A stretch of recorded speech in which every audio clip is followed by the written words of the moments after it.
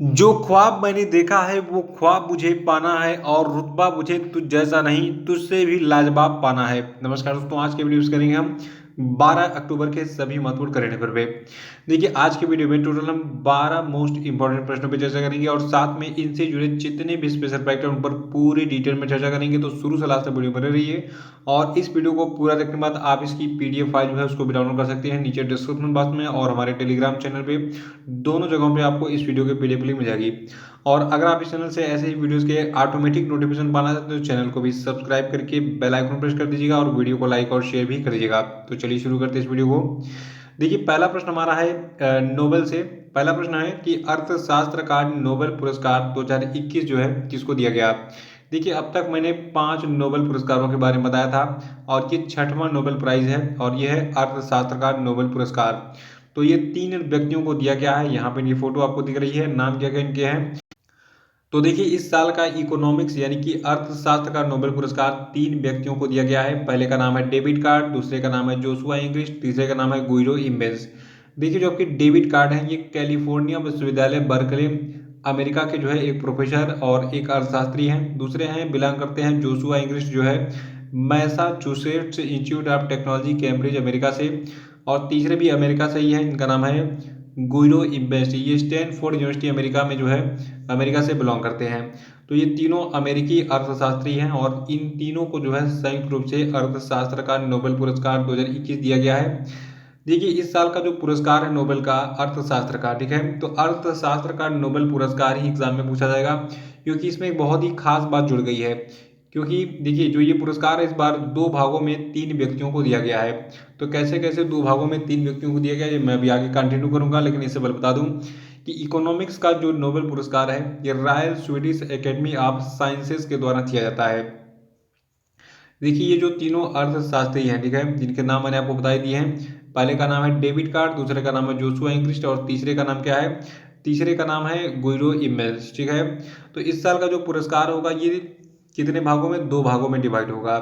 तो आधा भाग एक व्यक्ति को मिलेगा और आधा भाग 2 व्यक्ति को मिलेगा। तो ऐसे ये 2 भागों में डिवाइड होगा। तो जो ये आधा भाग अकेले एक व्यक्ति को मिल रहा है तो ये व्यक्ति कौन है, इनका नाम है डेविड कार्ड। ये जो है श्रम अर्थशास्त्र में अनुभवजन्य योगदान के लिए इनको जो है इस साल का नोबेल पुरस्कार दिया गया है अर्थशास्त्र का, ठीक है। और जो बाकी आधा भाग बच रहा है 2 व्यक्तियों वाला तो इसमें जो है शेयर करेंगे जोशुआ इंग्लिश और गुइडो इम्मेंस, ठीक है। तो जोशुआ इंग्लिश के बारे में मैंने बताया भी आपको कि ये Massachusetts institute of technology Cambridge USA से बिलोंग करते हैं। और जो दूसरे वाले अर्थशास्त्री हैं गुइडो इम्बेस ये स्टैनफोर्ड विश्वविद्यालय अमेरिका से हैं। और इन दोनों को यानी कि जोशुआ इंग्लिश और गुइडो इम्बेस को कारण संबंधों के विश्लेषण में उनकी पद्धति गत योगदान देने के लिए ये जो इस साल का अर्थशास्त्र का नोबेल पुरस्कार है ये दिया जाएगा। तो दोनों ने मतलब जो आधा पार्ट है इन दोनों को जो है मतलब दिया जाएगा, किसको किसको, जोशुआ इंग्लिश को और गुइडो इम्बेंस को। और आधा पार्ट किसको दिया जाएगा, ये दिया जाएगा डेविड कार्ड को। इसको याद रखेंगे तो आपके लिए अच्छा रहेगा। और डेविड कार्ड जो है इनको अकेले ये नोबेल पुरस्कार आधा भाग क्यों मिल रहा है, श्रम अर्थशास्त्र में अनुभवजन्य योगदान के लिए। और ये जो 2 व्यक्ति हैं जोशुआ इंग्लिश और गुइडो इम्बेंस, इन दोनों को जो है कारण संबंधों के विश्लेषण में इनके पद्धतिगत योगदान देने के लिए जो है ये आधा भाग नोबेल पुरस्कार का देने का फैसला किया गया है। देखिए इस वर्ष के पुरस्कार विजेताओं डेविड कार्ड, जोशुआ इंग्लिश और गुइडो इम्बेंस ने हमें श्रम बाजार के बारे में नई अंतर्दृष्टि प्रदान की है और दिखाया है कि प्राकृतिक प्रयोगों से कारण और प्रभाव के बारे में क्या निष्कर्ष निकाला जा सकता है। देखिए जो इकोनॉमिक्स यानी कि आर्थिक विज्ञान का नोबेल पुरस्कार है, मैंने बताया भी आपको ये कि royal academy of sciences Stockholm Sweden के द्वारा दिया जाता है। और ये उसी सिद्धांतों के अनुसार दिया जाता है जो नोबेल पुरस्कार के लिए 1901 से चला आ रहा है। देखिए जो अर्थशास्त्र का नोबेल पुरस्कार है, पहले नोबेल पुरस्कार केवल 5 क्षेत्रों में दिया जाता था, लेकिन अर्थशास्त्र का जो नोबेल पुरस्कार है ये बाद में शुरू किया गया। नोबेल पुरस्कार के बारे में आपको कुछ खास चीज़ें बताने जा रहा हूँ। देखिए नोबेल पुरस्कार को 1901 में शुरू किया गया था अल्फ्रेड नोबेल की याद में, जब इनकी मृत्यु हो गई उसके बाद से, ठीक है। तो अल्फ्रेड नोबेल की याद में 1901 से जो नोबेल फाउंडेशन है ये स्वीडिश वैज्ञानिक अल्फ्रेड नोबेल की याद में नोबेल पुरस्कार वितरित कर रहा है। तो एग्जाम में प्रश्न क्या बना था कि नोबेल पुरस्कार पहली बार कब वितरित किया गया था, तो ये 1901 में वितरित किया गया था। देखिए नोबेल जो है ये दुनिया का सर्वोच्च सम्मान है ये 6 क्षेत्रों में दिया जाता है: चिकित्सा, भौतिकी, रसायन, साहित्य, शांति और अर्थशास्त्र। नोबेल पुरस्कार के सारे वीडियो इंडिविजुअल देखने के लिए डिस्क्रिप्शन बॉक्स में लिंक दी गई है। तो जो 6 नोबेल पुरस्कार हैं इस साल के, सारे के वीडियोस मैंने नीचे डिस्क्रिप्शन बॉक्स में दे दिए हैं, वहाँ पे जाके क्लिक करके वीडियो को देख लीजिएगा और उनकी PDF भी आप वहाँ से डाउनलोड कर सकते हैं फ्री में। देखिए, जो नोबेल पुरस्कार है इसके बारे में खास बात है कि ये मृत आदमी को नहीं दिया जा सकता है, ये केवल जीवित लोगों को ही दिया जा सकता है। और इसके जो विनर्स होते हैं उनकी घोषणा अक्टूबर महीने में होती है और इनके सभी विजेताओं को 10 दिसंबर को अल्फ्रेड नोबेल की पुण्यतिथि पर स्वीडन में एक सम्मान समारोह में स्वीडन के राजा के हाथों सम्मानित किया जाता है। अगला प्रश्न है कि अंतर्राष्ट्रीय बालिका दिवस यानी कि इंटरनेशनल गर्ल चाइल्ड डे कब मनाया जाता है? तो देखिए, अंतर्राष्ट्रीय बालिका दिवस को 11 अक्टूबर को मनाते हैं और अंतर्राष्ट्रीय बालिका दिवस को पहली बार साल 2012 में मनाया गया था। देखिए, 2021 का जो अंतर्राष्ट्रीय बालिका दिवस है इसका विषय है डिजिटल पीढ़ी हमारी पीढ़ी। तो दो चीज याद रखिएगा कि 11 अक्टूबर को हम क्या मनाते हैं? अंतर्राष्ट्रीय बालिका दिवस। और 2021 के लिए थीम क्या है? डिजिटल पीढ़ी हमारी पीढ़ी। और तीसरी चीज याद रखिएगा कि 2012 में पहला अंतर्राष्ट्रीय बालिका दिवस मनाया गया था। तीसरा है कि राष्ट्रीय डाक दिवस यानी कि नेशनल पोस्टल डे कब मनाया जाता है? तो देखिए, राष्ट्रीय डाक दिवस को हम 10 अक्टूबर को मनाते हैं और इस दिवस का उद्देश्य पिछले 150 वर्षों से भारतीय डाक विभाग के द्वारा निभाई गई भूमिका को याद करना है, जिसकी स्थापना 1 अक्टूबर 1854 को लॉर्ड डलहौजी ने की थी। तो याद रखिएगा, 10 अक्टूबर को हम राष्ट्रीय डाक दिवस मनाते हैं। देखिए, आपने कभी कभी मतलब आप अगर कभी भी कोई फॉर्म फिल करते होंगे तो आपको जो है पहले क्या लिखते हैं? आप अपने गांव का, शहर का या फिर मोहल्ले का नाम लिखते हैं। फिर उसके बाद जो है पोस्ट ऑफिस का नाम लिखते हैं। गांव के बाद फिर पोस्ट ऑफिस का नाम होता है। जैसे मान लीजिए आपका नाम क्या है, सबसे पहले आप अपना नाम लिखते हैं कि फलाने नाम आपका है और आप फला गाँव से है, फिर आपका फला पोस्ट है। उसके बाद फिर अपना जिला लिखते हैं, जिला लिखने के बाद फिर अपना राज्य का नाम लिखते हैं। फिर उसके बाद क्या लिखते हैं? पिन नंबर, यानी कि पिन नंबर जो होता है ये सबसे खास होता है। देखिए, पिन नंबर का जो पिन का फुल फॉर्म होता है पिन में, ठीक है? तो पिन जो है, देखिए पिन का फुल फॉर्म होता है पोस्टल इंडेक्स नंबर। तो आइए आज थोड़ा सा हम जानते हैं पिन क्या होता है। अगर आपको ये जानकारी अच्छी लगेगी तो आप इसको लाइक करके थोड़ा सा इसको शेयर कर दीजिएगा, इसका स्क्रीनशॉट लेके अपने स्टेटस पे लगा लीजिएगा ताकि और बच्चे भी जो है इसको थोड़ा सा पढ़ के जान लें आज की पिन का मतलब क्या होता है। तो पिन का मतलब होता है पोस्टल इंडेक्स नंबर। ये जो है 6 अंकों की एक डिजिट होती है। देखिए, 15 अगस्त 1972 को केंद्रीय संचार मंत्रालय में एक अतिरिक्त सचिव थे श्री राम भिकाजी वेलणकर। तो इनके द्वारा 6 अंकों की पिन प्रणाली की शुरुआत की गई थी। और जो ये 6 अंकों का पिन होता है इसकी क्या खास बात होती है? देखिए, जो पिन कोड होता है, मान लीजिए आपका पिन कोड क्या है? आपका पिन कोड मान लीजिए 273014 है, ठीक है? तो इसमें 273014 में जो इस पिन कोड का जो पहला डिजिट है, ठीक है? तो पहला डिजिट जो है ये आपके क्षेत्र को चिन्हित करता है कि आप किस क्षेत्र से हैं। और इसमें जो दूसरा अंक होता है ये उप क्षेत्र को, यानी कि इसमें जो 7 होगा ये उप क्षेत्र को दर्शाएगा। इसमें जो तीसरा अंक होगा, जैसे कि यहाँ पे 3 लिखा हुआ है, तो ये जो है जिले को दर्शा रहा है। और इसमें अंतिम 3 अंक जो आपके हैं, जैसे 014, ठीक है? तो ये उस डाकघर को दर्शा रहे हैं जिसके अंतर्गत एक विशेष पता आता है। जैसे मान लीजिए आपका जो पता है ये जो है आपके किसके अंतर्गत आएगा? 014 के अंतर्गत। तो जो 6 अंकों की डिजिट होती है इसका क्या मतलब होता है ये मैंने आपको बता दिया। और जो पोस्ट ऑफिस वगैरह में वैकेंसीज आती हैं उनमें ये चीज़ें पूछी जाती हैं। बाकी यूपीएससी में, पीसीएस में बहुत सारे एग्जाम में पूछा गया है ये चीज़। तो पिन के बारे में ये चीज़ें याद रखिएगा। पिन का full form postal index number होता है। ये 6 अंकों की एक प्रणाली है जिसकी शुरुआत 15 अगस्त 1972 को की गई थी श्री राम भिकाजी वेलणकर के द्वारा, ठीक है? देखिए, प्रश्न कभी कभी एनालिटिकल बना लेता है कि जो पिन कोड होता है 6 अंकों का डिजिट होता है, इसमें पिन कोड में पहले अंक का क्या मतलब होता है। तो इसीलिए मैंने ये सारी चीज़ें बता दी हैं। तो पिन कोड में पहला अंक जो है क्षेत्र को दर्शाता है, दूसरा अंक उप क्षेत्र को, तीसरा अंक जिले को और अंतिम 3 अंक उस डाकघर को दर्शाते हैं जिसके अंतर्गत आपका पता आता है, ठीक है? चौथा प्रश्न है कि हाल ही में किस राज्य में बतुकम्म उत्सव मनाया गया? तो देखिए, बतुकम्म उत्सव के बारे में आपको बता दूं ये तेलंगाना में मनाया गया है। और इस समय नवरात्रि चल रही है, सभी को पता है। तो इसी के ड्यूरेशन में ये बतुकम्म उत्सव मनाया जाता है। कैसे मनाया जाता है इसको मैं बताता हूँ डिटेल में। देखिए, जो बतुकम्म पर्व है ये भारत के तेलंगाना राज्य में महिलाओं के द्वारा मनाया जाने वाला एक क्षेत्रीय पर्व है। और जो बतुकम्म उत्सव है ये दुर्गा नवरात्रि के दौरान मनाया जाता है। बतुकम उत्सव महालय अमावस्या के दिन से शुरू होता है और 9 दिनों तक चलता है तथा दुर्गाष्टमी के दिन समाप्त हो जाता है। और इस त्योहार के दौरान फूलों से 7 लेयर से गोपुरम मंदिर की आकृति बनाई जाती है। आपको बता दूं तेलुगु भाषा में बतुकम का मतलब होता है देवी माँ जिंदा है, ठीक है। तो तेलुगु भाषा में बतुकम का मतलब क्या होता है, देवी माँ जिंदा है। और बतुकम उत्सव कहाँ मनाया जाता है, तेलंगाना में। देखिए तेलंगाना में और भी उत्सव हैं। देखिए तेलंगाना में ही बोनालू उत्सव भी मनाया जाता है, ये मैंने आपको बताया था पिछले सेशन में। तो बोनालू उत्सव, इनवोलू इलोनी मल्लाना जथारा उत्सव भी मनाया जाता है तेलंगाना में।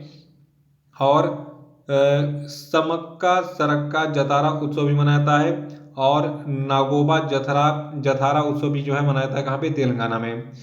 और तेलंगाना राज्य की बात करें तो कुछ खास प्रश्न वहाँ से जो निकलते हैं एग्जाम में, क्या क्या निकलते हैं। पहला तो ये आपको पता होना चाहिए, तेलंगाना जो है यहाँ के राज्यपाल हैं डॉक्टर तमिलिसाई सौंदरराजन। इनका नाम शॉर्ट में टी सौंदरराजन आपको लिखा हुआ मिलता है, ठीक है।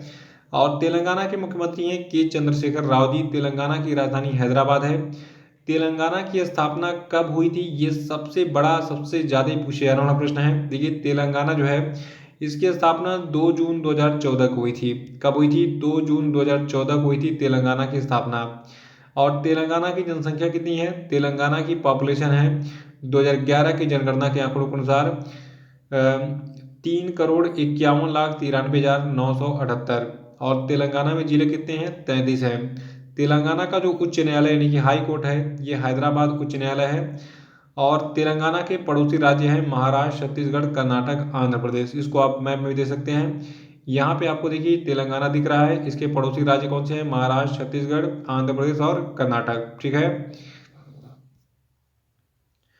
और देखिए तेलंगाना में जो राष्ट्रीय पार्क है, नेशनल पार्क है और बांध है, ये आपको पता होनी चाहिए। देखिए तेलंगाना में जो है केबीआर कासु ब्रह्मानंद रेड्डी राष्ट्रीय पार्क स्थित है। हैदराबाद अमराबाद टाइगर रिजर्व है। यहाँ पर तेलंगाना में ही महबूब नगर और नालगोंडा नागार्जुन सागर श्रीशैलम टाइगर रिजर्व स्थित है, जो कि काफ़ी फेमस भी है। और यहाँ पे स्थित अगला राष्ट्रीय पार्क यानी कि नेशनल पार्क है नालगोंडा पाखल वन्यजीव अभयारण्य। और नेक्स्ट है वारंगल कवल वन्यजीव अभयारण्य। देखिए एग्जाम में ये चीज़ें मैं आपको क्यों रिवाइज करा रहा हूँ अभी करंट अफेयर में, क्योंकि ये चीज़ें मोस्ट इंपॉर्टेंट है। एग्जाम में मैचिंग वाले जो क्वेश्चन आते हैं कि राज्य का नाम दे देगा, नेशनल पार्क का नाम मिलाइए कौन सा किससे संबंधित है, यानी कि कौन सा नेशनल पार्क किस राज्य में स्थित है। तो इसका बेटा स्क्रीनशॉट आप लोग ले लीजिएगा और उसको नोट कर लीजिएगा।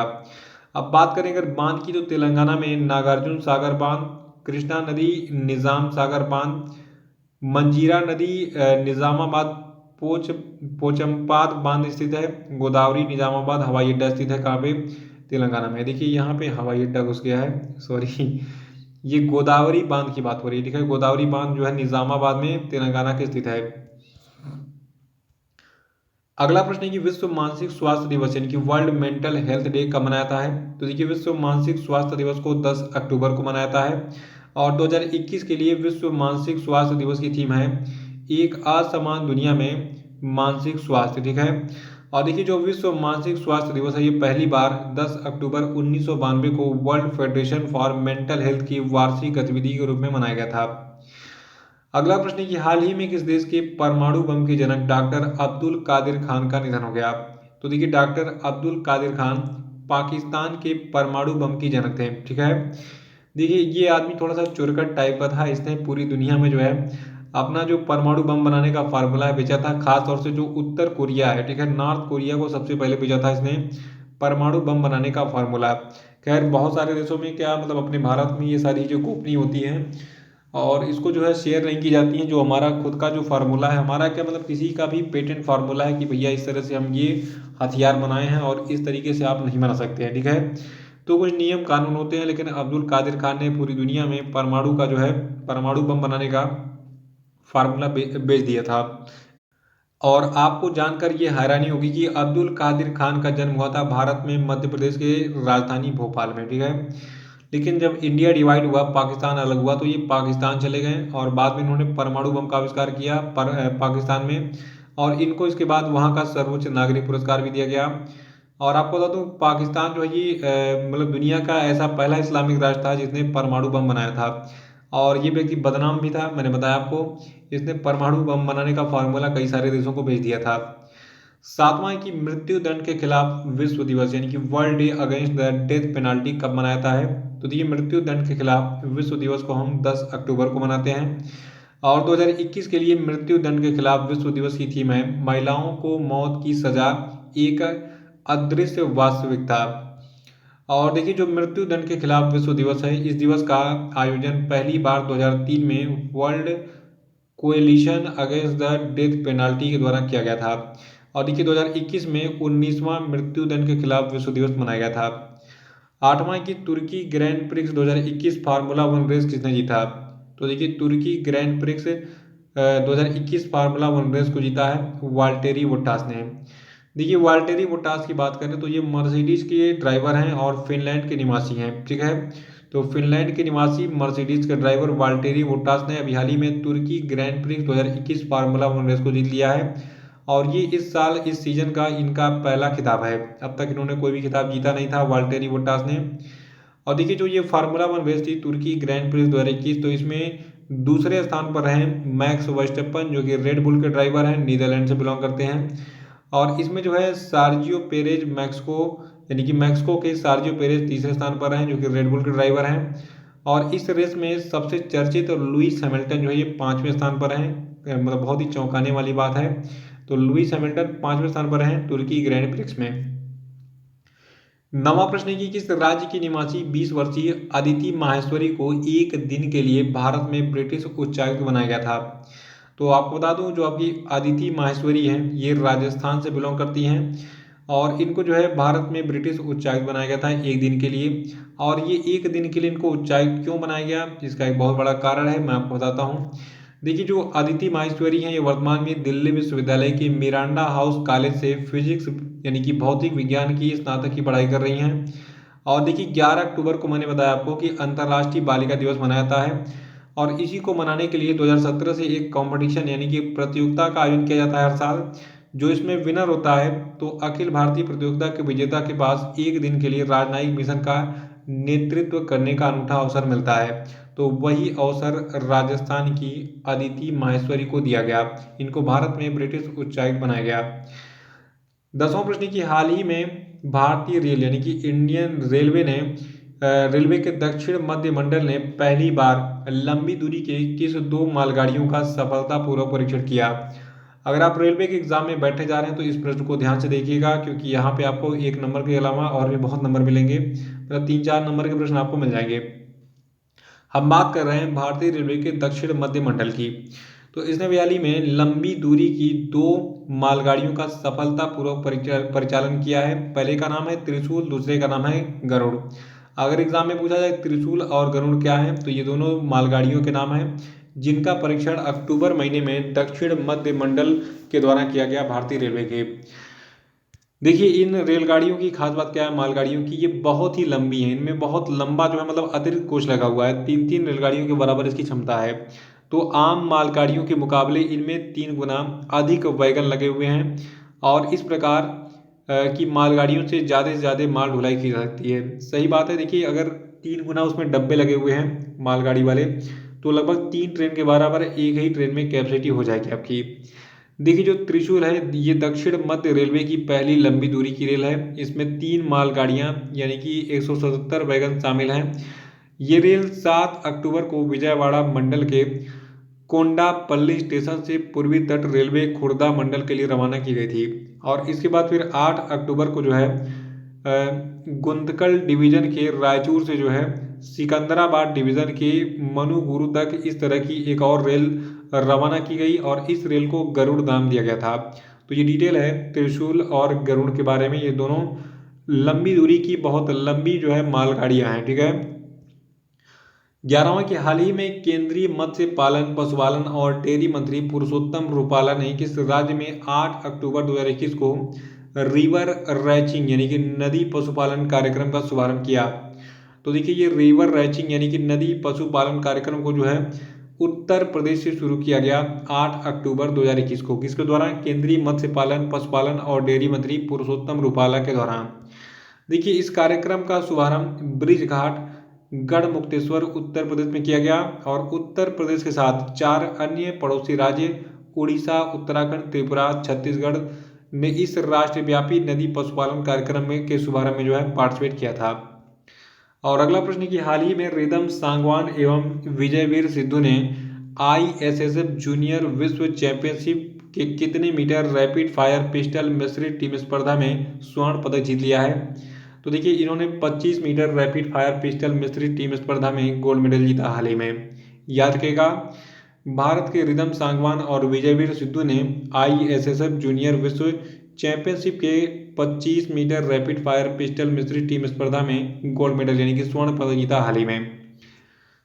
तो ये थे आपके आज के सभी महत्वपूर्ण करंट अफेयर। और अब हम बात करेंगे आज के सभी क्वेश्चन पे, लेकिन इससे पहले बता दूं, आप जो है वीडियो को लाइक करना भूल गए तो इसको लाइक करके कम से कम 1000 लाइक पहुंचा दीजिए, फिर आगे बढ़ते हैं।